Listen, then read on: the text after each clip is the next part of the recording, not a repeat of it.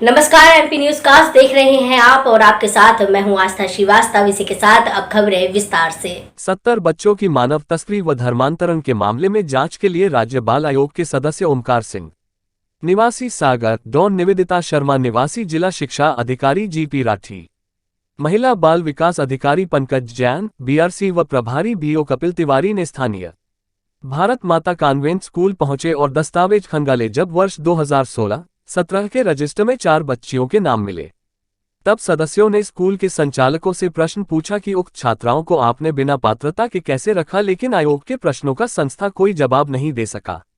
बाल आयोग के सदस्य समस्त दस्तावेजों की एक प्रति अपने साथ लेकर गए हैं। साथ मीडिया से बातचीत में कहा कि 4 बच्चों की पूरी जानकारी, बच्चे कहाँ रहे, हॉस्टल के दस्तावेज की जांच के लिए जिला शिक्षा अधिकारी व महिला बाल विकास के अधिकारी को समस्त दस्तावेज एकत्रित कर आयोग को भेजने को बोला है, जिससे जांच आगे बढ़ सके। आयोग के सदस्यों ने मीडिया को बताया कि पूरा मामला मानव तस्करी से जुड़ा हुआ है, जिसकी जांच चल रही है। अब तक की जांच में हमने पाया कि भारत माता कॉन्वेंट स्कूल पूरे मामले में सीधे लिप्त है, यह दोषी है, इन पर कार्यवाही होना चाहिए। जांच के बाद पूरी रिपोर्ट सरकार को सौंपेंगे। बता दें कि भारत माता कॉन्वेंट स्कूल में मानव तस्करी व धर्मांतरण के मामले में जांच करने आए राज्य बाल आयोग के सदस्य ओमकार सिंह ने बताया कि सागर की एक संस्था सेंट फ्रांसिस सेवा धाम, जिसका पंजीयन सितंबर 2015 में हुआ है, उससे पहले यह संस्था बिना पंजीयन गैर कानूनी तौर पर चलती थी। जून 2015 में इस सेवा धाम को बंद करने के भी आदेश हो गए थे, लेकिन बात गई आई हो गई। पूरे मामले में एक बार पहले भी जांच हुई है, लेकिन वह ठंडे बस्ते में चली गई। अब पुनः जांच हो रही है। इस संस्था पर 70 बच्चों के मानव तस्करी व धर्मांतरण की शिकायत है, जिन्हें इन्होंने बासौदा, होशंगाबाद सहित अनेक स्थलों पर भेजा है। हमारे पास पुख्ता सबूत है कि 4 बच्चे गंजबासौदा भारत माता कॉन्वेंट स्कूल में भेजे गए, जिसके प्रमाण हमें इनके दस्तावेजों में भी मिले हैं। लेकिन प्रश्न यह है कि स्कूल वालों ने गैर कानूनी तौर पर उन बच्चों को दाखिला भी दिया और यहां रखा। कई वर्ष तक बच्चों ने यहां शिक्षा ली। बच्चे कहां रहे, इस बात की कोई जानकारी हमें नहीं मिली और बच्चों को उन्होंने कहां भेजा, इस बात का भी हमें कोई जवाब नहीं मिला। पूरे मामले में भारत माता कॉन्वेंट स्कूल की भी संलिप्तता नजर आ रही है। यह बड़ा जांच का विषय है कि बच्चे कहां गायब हुए।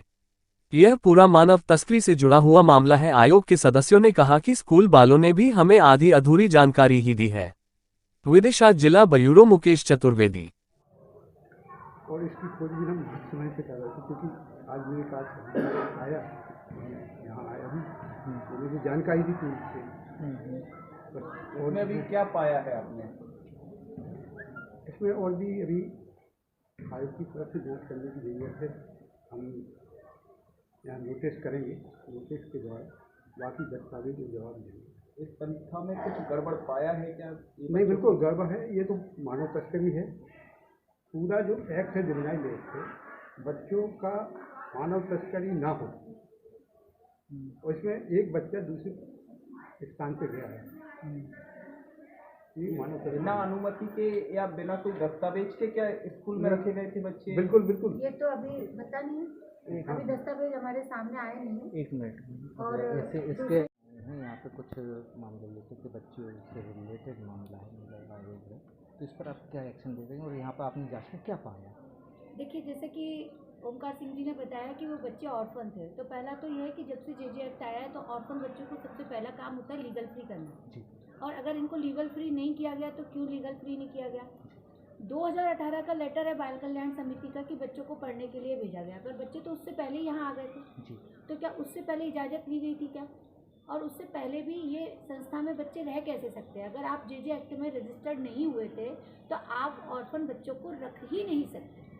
और अगर यहाँ पे रखा था तो किसकी परमिशन से रखा, कौन उनका गार्जियन था, और गार्जियन था तो क्या उसकी नॉलेज में था क्या? तो ये तो पूरी जांच का ही विषय है।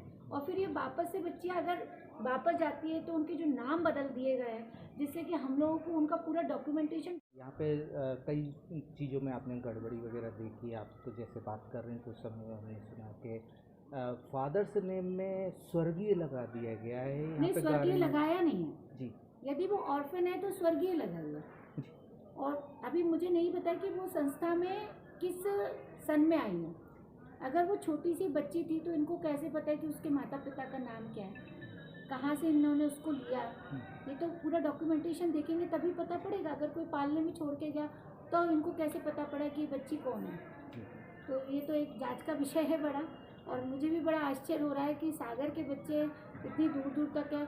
और मैंने पहले भी पूछा इनसे कि यहाँ बच्चों के रहने की स्थिति क्या थी, तो पहले तो इन्होंने ये बताया कि यहाँ पे कोई हॉस्टल नहीं है। अभी बाद में आप सब लोगों से चर्चा के बाद में पता पड़ा कि जो सेंट जोसेफ है वो पहले हॉस्टल के रूप में संचालित होते थे, तो वहाँ हॉस्टल में था तो इनके गार्जियन के रूप में किसका नाम लिखा है, ये एक महत्वपूर्ण विषय है। तो क्या आप हॉस्टल भी पहुँचे? हॉस्टल तो नहीं है अब इनके यहाँ, अब तो स्कूल है वो।